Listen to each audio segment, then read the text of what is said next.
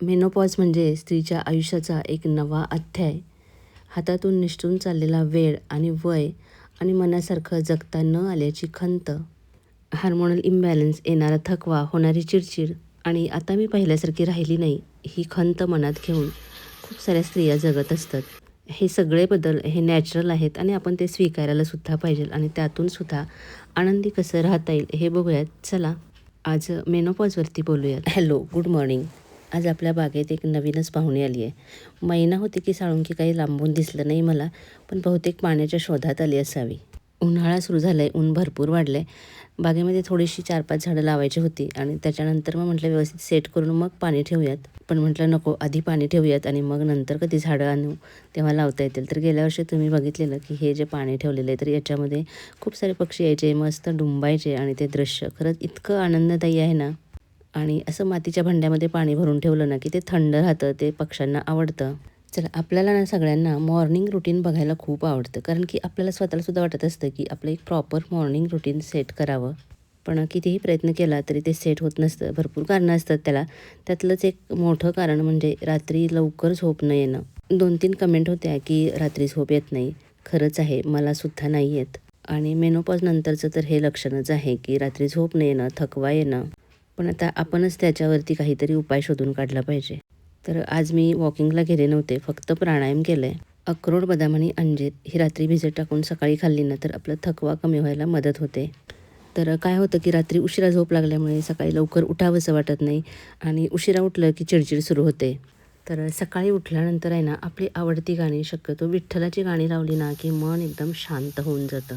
आणि घरात ही गाणी लावल्यानंतर घरातलं वातावरण तर बदलतंच, पण आपलासुद्धा मूड आहे ना एकदम फ्रेश होऊन जातो. आणि शिवाय आपलं काम करायला सुद्धा आपल्याला उत्साह वाटतो. नेहमीच अशी गाणी लावलेली असतात, पण कॉपीराईट क्लेम येईल म्हणून मी ती म्यूट केलेली असतात.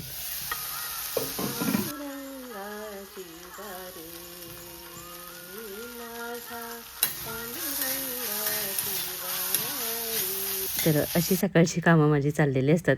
आता ही क्लिप तर ठेवली आहे, माहिती नाही कॉपीराईट क्लेम येईल की नाही, नाहीतर पुन्हा एकदा व्हिडिओ अपलोड करावा लागेल. तर स्वतःला आनंदी खुश ठेवण्याची ही एक माझी सवय आहे. आता जे गाणं तुम्ही ऐकलत ना तर ते द फोक आख्यानमधलं आहे आणि सध्या सकाळी याच गाण्याने सुरुवात होते माझ्या दिवसाची. आणि इतकं सुंदर गाणं आहे ना, खरंच म्हणजे शब्द नाहीत या आवाजाला, काय त्यांची ती एनर्जी. आणि विठ्ठलाची भक्ती किंवा गाणी जरी नुसती ऐकली ना तरी आपल्याला काय मिळतं, म्हणजे आपण तिथं गाडी दे, बंगला दे, अमुक दे, तमुक दे, असं आपण काहीही मागत नाही. आपल्याला मिळतो तो फक्त आणि फक्त आनंद. चला, तर आता चिडचिडेपणावरती काय उपाय आहे ते तर सांगितलं मी तुम्हाला, की स्वतःला अशा पद्धतीने खुश ठेवायचं. आणि दुसरा प्रॉब्लेम म्हणजे झोप न येणे. खरंच ज्यांना लवकर पटकन झोप लागते ना ती लोकं खरंच खूप सुखी असतात. आणि मलासुद्धा हा प्रॉब्लेम आहे, मलासुद्धा लवकर झोप येत नाही. आणि त्यासाठी मी बरेच उपाय करत असते, म्हणजे तळपायांना तिळाचं तेल वगैरे लावत असते, त्याच्यानंतर मेडिटेशन करते, पण तरीसुद्धा मला हा प्रॉब्लेम आहेच. मग मी या गोष्टीचा जास्ती विचार करत नाही आणि तरीसुद्धा सकाळी लवकर उठण्याचा प्रयत्न करते, कारण की उशिरा उठलं ना की सगळं रुटीनच बदलून जातं आणि खूप आळस भरतो आणि मग काहीच करावंसं वाटत नाही. आणि दुपारची झोप आहे ती शक्यतो मी अवॉइडच करते, कारण दुपारी झोपलं तर मग रात्री अजिबातच लवकर झोप येत नाही. तर बोलता बोलता सांगायचं राहिलं की आपला हाय प्रोटीन रिच जो ब्रेकफास्टची सिरीज सुरू आहे ना, तर त्यातला हा डे 3चा प्रोटीन रिच नाश्ता आहे, तो म्हणजे पनीर टॅकोज. आता आपल्याला सुद्धा प्रोटीनची खूप गरज आहे, हे आपण मागच्या 2 व्हिडिओमधून बघितलंच आहे. पण घरातल्या सगळ्यांसाठी सुद्धा आपण हाच नाश्ता करणार असतो, तर तो थोडासा जरा सगळ्यांना आवडेल असा व्हावा म्हणून हा एक प्रयत्न. आणि शिवाय झटपटसुद्धा तयार होतो. घरीच बनवलेल्या पनीरची भुर्जी केली आणि चपातीमध्ये भुर्जी आणि चीज भरून ते थोडंसं दोन्ही बाजूने शेकवून घ्यायचं. एकदम टेस्टी नाश्ता तयार होतो. चीजमध्ये सुद्धा बऱ्यापैकी प्रोटीन असतं, पण त्याने फॅट वाढतात म्हणून ते जास्ती प्रमाणात नाही खायचं आहे. कधीतरी असा नाश्ता करायला हरकत नाही. शिमला मिरची, गाजर किंवा पनीर तुम्ही असं त्याच्यामध्ये मसाला टाकून एकत्र करून सुद्धा चपातीमध्ये भरून देऊ शकता, पण हे जास्ती टेस्टी लागतं म्हणून मी या प्रकारे बनवते. आणि हा नाश्ता केल्यामुळे पनीर भुर्जी कमी पडली डब्यासाठी, म्हणून मी मोड आलेल्या हिरव्या मुगाची सुद्धा भाजी केली. आणि तुम्हाला तर माहितीच आहे, हिरवे मूग हे तर एकदम प्रोटीनचा पॉवर पॅक असतात. खरं तर मेनोपॉज नंतरचं आयुष्य म्हणजे प्रत्येक स्त्रीच्या आयुष्याचा नवीन अध्याय असतो. आणि एवढी सगळी उलथापालथ होत असते आयुष्यामध्ये, इतक्या सगळ्या गोष्टी बदलत असतात नकळतपणे आणि त्या फक्त आपल्याला जाणवत असतात. इतरांना फक्त आपली चिडचिड दिसत असते. तर काही गोष्टी आपण स्वतःसाठी सुद्धा करायला पाहिजेत. तर हा मेनोपॉज नंतरचा पिरियड आहे, तर तो आनंदी होईल. पहिली तर गोष्ट आहे स्वतःसाठी थोडासा वेळ काढायचा. मगाशी तुम्ही बघितलंत की एवढी सगळी कामं आहेत तरीसुद्धा मी थोडासा वेळ काढून प्राणायाम केला.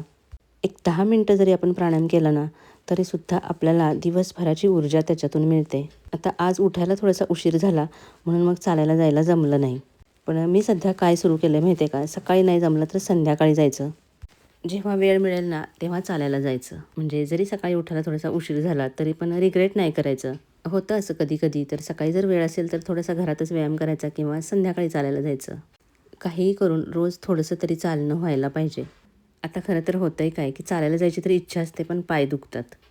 पाय दुखतायत म्हणून चालायला नाही गेलं तर वजन वाढतं. मग करायचं तरी काय असा प्रश्न पडतो. तर आपल्याला सुद्धा समजत असतं की काय करायला पाहिजेल आणि डॉक्टरांचा सुद्धा सल्ला घ्यायचा. तर मेनोपॉजमध्ये काय होतं की इस्ट्रोजन हार्मोन आहे तर त्याचं प्रमाण कमी होतं किंवा थांबतंच. मग त्याच्यामुळं हे पाय दुखतात किंवा कॅल्शियमची कमी होते, हे सगळं सुरू होतं.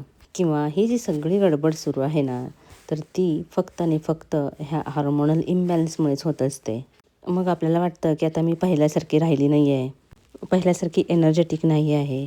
पण आता आपल्याला स्वतःला स्वीकारता आलं पाहिजे, जसं आहोत तसंच. आता आपल्याला फक्त आनंदी राहायचं आहे. मनमोकळेपणाने कसं जगता येईल ते बघायचं आहे. स्वतःच्या आवडीनिवडी जपता आल्या ना, की आपल्याला आनंदी राहता येतं. मग ती आवड किंवा छंद अगदी छोटासा सुद्धा असू शकतो. फक्त तो परत एकदा शोधायला पाहिजे की आपल्याला काय आवडतं. आत्तासुद्धा हे काम करतानासुद्धा बाजूला गाणी चालू आहेत. कारण की म्युझिक ही अशी एक गोष्ट आहे ना, की जी आपलं मन आहे ते रिलॅक्स ठेवते. म्हणजे खूप वेळेला बघा या वयामध्ये एकटं-एकटं वाटत असतं. खरं तर आपण दिवसभर घरी एकटेच असतो. आता प्रत्येक वेळेला कुठे मैत्रिणींच्याकडे जाणार किंवा मैत्रिणी नसतात सुद्धा आणि असल्या तरी सतत जाणं-येणं नाही करू शकत आपण. मोस्ट ऑफ द टाईम आपण एकटेच असतो आणि स्वतःचीच संगत स्वतःला आवडायला पाहिजे. जेव्हा आपण एकटे असतो ना, तेव्हा आपला स्वतःबद्दल विचार करायला खूप वेळ मिळतो आणि त्यातूनच आपली प्रगती होते किंवा आनंद मिळतो. सतत घोळक्यात असलं ना, की स्वतःविषयी विचार करायला सुद्धा वेळ मिळत नाही आणि वेळसुद्धा फुकट जातो. आता हे सगळं सांगायचं कारण म्हणजे खूप वेळा कमेंट असतात, की मला मैत्रिणी नाहीत. असतील तर चांगल्याच आहेत, पण नसतील तर काय करू शकतो ना? आपल्या आवडीनिवडीमध्ये स्वतःला खुश ठेवायचं. तर आता ना मी बाल्कनीत आली आहे आणि मला थोडीशी झाडं लावायची आहेत. मगाशी मी तुम्हाला म्हटलं की मला जायचं आहे नर्सरीमध्ये.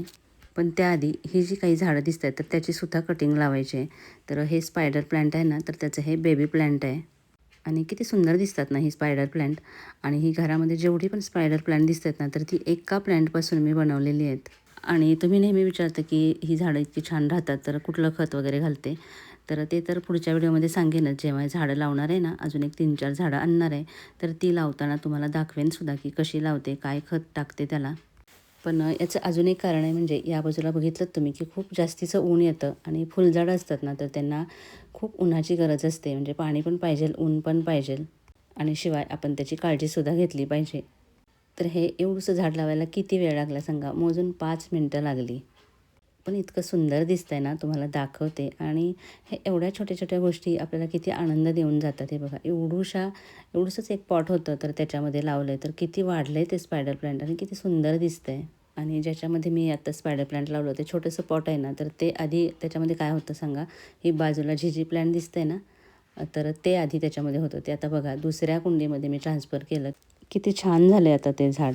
तर बघा अशा या गोष्टींनी आपला वेळ पण जातो, आपल्याला आनंद पण मिळतो आणि शिवाय आपलं घरसुद्धा सुंदर दिसतं. आणि जिथं झाडं, पानं, फुलं असतात तर तिथं पक्षीसुद्धा येतात.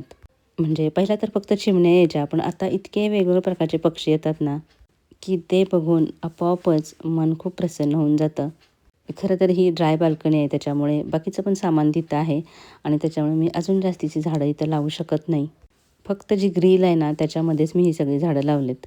तर ज्यांना असं वाटतं की झाडं लावण्यासाठी आपल्याकडे जागा नाही, तर ते अशी छोटीशी खिडकीची जरी ग्रिल असली ना, तरी तुम्ही तिथं भरपूर सारी झाडं लावू शकता. आणि आता उन्हाळा सुरू झाला आहे, तर झाडांना पाणी खूप हवं असतं. तर सध्या तरी मी पाईपनेच असं स्प्रिंकल करते, कारण की खूप सारी झाडं आहेत. आणि हे बघा झिझी प्लांट, त्याला नवीन पालवी फुटली आहे. किती सुंदर दिसतंय ना? ही सगळी झाडं इथं ठेवली आहेत कारण की त्याला पाणी घालता यावं म्हणून. आता ह्या 4-5 कुंड्या रिकाम्याच आहेत, तर त्याच्यामध्ये गुलाब लावायचे आहेत. आणि हे बघा मागे गावी गेलेली तेव्हा ही सगळी झाडं सुकून गेलेली. मोगरासुद्धा सुकला होता, पण तो परत फुटला आहे आणि त्याला फुलंसुद्धा आली आहेत. म्हणजे ह्याच्या आधीसुद्धा आलेली, ती मी देवपूजेसाठी वापरलेली. आणि आजची ही 2 आहेत, तर ती मी विठ्ठल रुक्माईला वाहणार आहे. आणि तुम्हाला तर माहितीच आहे, पूर्ण हे झाड सुकून गेलं होतं आणि त्याच्यानंतर त्याला पालवी फुटली आणि एवढूसच आहे तरीसुद्धा त्याला फुलं आली आहेत. तसंच काहीसं आपलंसुद्धा असतं. या सुकलेल्या झाडाला जशी फुलं आली आहेत तसंच आपण सुद्धा मरगळलेल्या मनातून सुद्धा हे असं फुलांसारखं स्वतःला फ्रेश ठेवायचं. ही सगळी कामं केल्यानंतर अंघोळ वगैरे केली आणि विठ्ठल रखुमाईला ही फुलं वाहती आहे. ही जी विठ्ठल रखुमाईची मूर्ती हॉलमध्ये ठेवलेली आहे ना, आमच्याकडे कोणीही आलं ना तरी पहिलं लक्ष या मूर्तीकडे जातं आणि सगळेजण म्हणतात किती सुंदर मूर्ती आहे आणि मनाला खूप शांत वाटतं आहे असं या मूर्तीकडे बघितलं की. चला तर आता उन्हाळ्याचे दिवस आहेत म्हटल्यानंतर दही हे घरी लावलंच पाहिजे आहे. छान घट्टसर दही लावलं आहे आणि आता दुपारचं जेवण मी करते आहे. तर दुपारच्या जेवणामध्ये मी भात शक्यतो नाही करत. तर काकडी, मुगाची भाजी, दही आणि चपाती. खरं तर चपात्या 2 संपत नाहीत. 1.5च चपाती पुरेशी होते. तर जेव्हा आपण तरुण असतो, जेव्हा एनर्जेटिक असतो, तेव्हा या गोष्टीकडे आपलं फारसं लक्ष नसतं की आपण काय खायला पाहिजे. कारण की तेव्हा या गोष्टीची तशी आपल्याला गरजच भासत नसते आणि तेवढा वेळसुद्धा नसतो या गोष्टीकडे लक्ष देण्याइतपत. पण आता मात्र जाणीवपूर्वक स्वतःकडे असं लक्ष दिलं पाहिजे. तर मगाशी मी तुम्हाला म्हटलं की सकाळी नाही चालायला गेले तर मग संध्याकाळी इथं जवळच एक बाग आहे, म्हणजे नारायण तलाव म्हणून आहे. तर जवळ नाही, ॲक्च्युली लांब आहे. तिथं नेहमी नाही जाता येत. पण आज झाडं आणण्यासाठी नर्सरीमध्ये गेले होते, पण नर्सरी बंद होती. म्हटलं चला इथं चालून येऊयात आणि मला खूप आवडतं इथं यायला, पण थोडंसं लांबच आहे. पण बघा किती सुंदर सनसेट दिसतो आहे ना. आणि हे बघा पाण्यामध्ये काय दिसते, खूप सारे मासे आहेत आणि ते झुंडीने काय म्हणू शकतो आपण तसे चाललेत ते आणि बघायला खूप छान वाटतं. आणि तुम्हाला माहिती आहे का, ही एक थेरपी आहे. अजून एक गोष्ट दाखवते. आता इथं कॅमेरामध्ये नीट दिसतंय की नाही, पण ही सगळी ना मोगऱ्याची झाडं आहेत. इतक्या कळ्या आहेत ना, की असं वाटलं की सकाळी यायला पाहिजे जेव्हा ह्या फुलतील तेव्हा, पण सकाळी तर एवढ्या लांब येणं जमत नाही. तर ह्या वॉकिंग ट्रॅकच्या बाजूने ना ही अशी सगळी फुलझाडं लावलेली आहेत. बघूनच एवढं प्रसन्न होतं मन. चला आजचा व्हिडिओ कसा वाटला हे नक्की कमेंट करून सांगा. व्हिडिओला लाईक करा, हाईप करा आणि सबस्क्राईब केलं नसेल तर प्लीज करा. पुन्हा भेटूया. तोपर्यंत खुश राहा, आनंदी राहा.